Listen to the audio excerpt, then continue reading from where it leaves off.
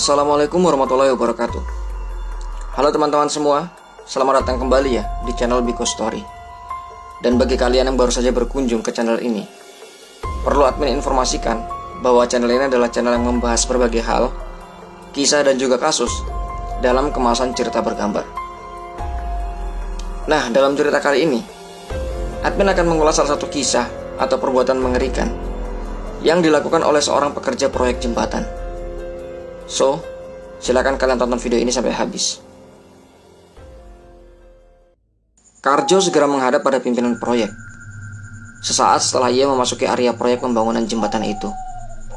Dan hanya dalam hitungan menit, seluruh lampu di area proyek itu dinyalakan. Semua mesin dan peralatan yang ada pun dinyalakan. Suaranya yang bising berpadu dengan debu yang berterbangan. Area proyek yang tadinya sunyi dan gelap kini berubah menjadi terang benderang. Meski tak dapat dilihat dari luar karena tertutup oleh pagar seng. Bulan yang hanya separuh menyaksikan dari kejauhan saat anak-anak itu digiring ke sebuah tempat pemancangan di tiang jembatan. Wajah-wajah mereka yang lugu tampak mengkilap akibat keringat. Salah satu dari mereka menanyakan tempat yang akan dituju. Tapi Karjo dan teman-temannya hanya diam saja. Wajah mereka terlihat sangat tegang. Tiang panjang jembatan yang sedang dikerjakan sudah 4 kali dipasang. Tapi selama 4 kali pula tiang itu roboh tergerus oleh air. Sementara tiang di sebelah utara sama sekali tidak bisa dipasang karena area sekitar lokasi tiang selalu basah oleh air sungai. Jika tiang panjang itu belum terpasang, maka tidak ada pekerjaan lain yang bisa diselesaikan. Sebab tiang-tiang itulah yang nanti akan menjadi penyangga badan jembatan. Beragam upaya telah dilakukan oleh pekerja maupun kontraktor proyek itu agar jembatan bisa terpasang. Mulai dari memompa air sungai dengan kapasitas mesin yang sangat besar, hingga menggunakan tenaga ahli dan alat canggih untuk menanam tiang. Tapi semua usaha itu sia-sia. Tiang jembatan tetap tidak bisa terpasang. Sementara batas waktu pengerjaan semakin mepet. Waktu terus berjalan. Kontraktor proyek pengerjaan jembatan akhirnya mendatangi paranormal. Ia sudah sangat putus asa dengan upaya yang dilakukan selama ini, sehingga mencoba upaya yang di luar nalar. Sesampainya di rumah paranormal, Cahyo kemudian mengutarakan niatnya, dan tampak paranormal tersebut sangat paham. Belum selesai Cahyo menjelaskan perkataannya, Mbah Dukun tersebut sudah berkata, "Anakku, perlu kalian tahu, lokasi yang akan kalian bangun jembatan adalah lokasi yang sangat keramat. Mereka akan terus menghalangi kalian, kecuali kalian memberikan tumbal yang setimpal." Alangkah kagetnya Cahyo ketika Mbah Dukun tersebut mengatakan bahwa tumbal yang diminta bukanlah kepala kerbau seperti yang selama ini beredar di tengah masyarakat, tetapi tumbalnya berupa kepala 5 orang anak yang masing-masing dipasang di 5 titik tiang pancang. Cahyo kemudian menyuruh Karjo untuk mencari 5 orang anak. Tapi ia sengaja menyuruh Karjo untuk mencari anak-anak di luar pulau agar yang mereka lakukan tidak terendus. Langit malam yang kelam menjadi saksi perbuatan sadis Karjo dan rekan-rekannya. Mereka masing-masing memegang 1 orang anak, kemudian memasukkan pada tiang berdiameter 1 meter. Lalu mereka mengecornya dengan campuran semen dan pasir. Mereka sengaja menyalakan semua mesin dan peralatan agar teriakan ketakutan dari anak-anak tersebut tidak bisa terdengar. Bahkan tidak bisa terdengar oleh pekerja lainnya, tersamarkan oleh deru mesin-mesin berukuran raksasa. Anak pertama yang masih belum tahu apa yang akan terjadi menurut saja ketika diajak ke depan.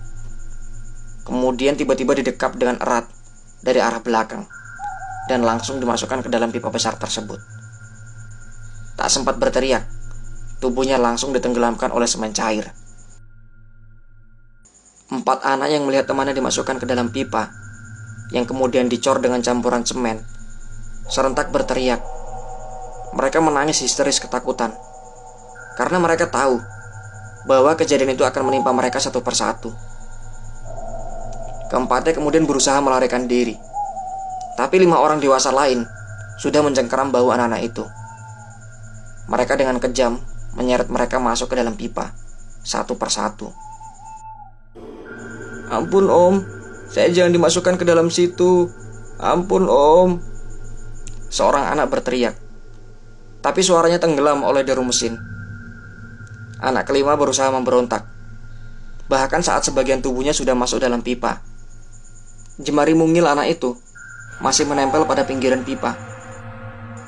Ia tetap berusaha merayap naik, tapi campuran semen dan pasir yang dituang menghapus segala harapannya.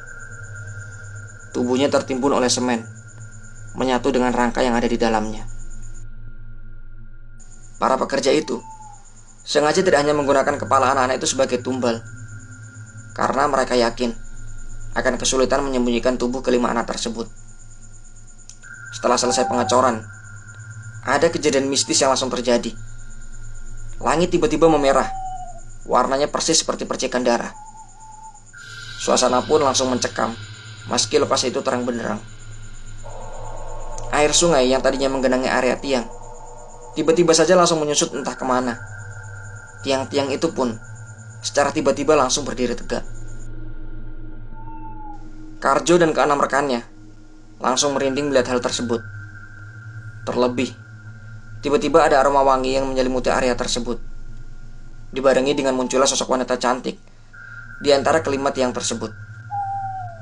Rambutnya panjang terurai, mengenakan gaun berwarna kuning. Ia juga tidak mengucapkan sepatah kata pun, hanya memandangi Karjo dan teman-temannya satu persatu. Kemudian tiba-tiba ia menghilang. Karjo kemudian segera meminta kepada teman-temannya untuk melanjutkan pengecoran dan pemasangan tiang, agar keesokan harinya mereka bisa melakukan pekerjaan lain. Para pekerja pun kembali beraktivitas. Mereka melakukan pengecoran hingga hampir dini hari. Sebagian dari mereka tidak mengetahui kejadian tersebut. Yang mereka tahu bahwa tiangnya sudah terpasang. Hanya beberapa belas pekan sejak kejadian malam itu, jembatan sudah terbangun. Meski belum bisa digunakan, pengerjaannya sudah hampir selesai dan memasuki proses finishing. Beberapa pekan berlalu, tapi Karjo dalam lubuk hatinya selalu merasakan penyesalan dan juga perasaan bersalah setiap kali melihat jembatan tersebut. Di pelupuk matanya terbayang tangis kelima anak kecil yang dijadikan tumbal. Tangis mereka yang bercampur dengan deru mesin, seolah selalu mendengung di telinganya. Bahkan, beberapa kali Karjo melihat anak-anak kecil itu bermain di lokasi tersebut, sambil menunjuk-nunjuk ke arahnya.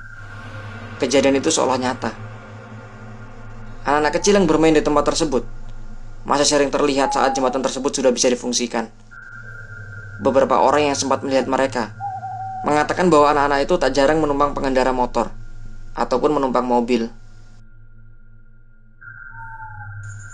Namun, setiap kali ada orang yang melihat anak-anak tersebut, bisa dipastikan akan ada kecelakaan di tempat tersebut, dan korbannya tidak pernah ada yang hidup. Anehnya lagi, seluruh korban kecelakaan adalah orang dewasa. Kalaupun ada anak kecil yang bersama dengan mereka, maka si anak akan selamat tanpa lecet. Menurut beberapa paranormal yang pernah didatangi oleh warga setempat, kecelakaan yang terjadi di lokasi tersebut disebabkan oleh anak-anak yang dulunya dijadikan tumbal pembangunan. Mereka membalas dendam pada pengguna jalan, khususnya orang dewasa. Oke, itulah kisah tentang tumbal tiang panjang jembatan. Kisah seperti ini juga dulunya banyak menghantui anak-anak, khususnya di era 90-an. Ketika ada mobil asing melintas, anak-anak sering mengucapkan, "Awas, ada tukang potong kepala." Dan refleks, mereka akan bersembunyi karena takut akan diculik dan dijadikan tumbal. Seperti biasa, kalau kalian punya kisah lain yang mirip ataupun fakta lain yang terjadi di wilayah kalian, silakan share saja ya di kolom komentar. Silakan juga kalian tonton video lainnya di list video channel ini. Sampai di sini video dari admin. Subscribe dan aktifkan loncengnya ya jika kalian suka. Sampai jumpa kembali di video menarik lainnya. Wassalamualaikum warahmatullahi wabarakatuh.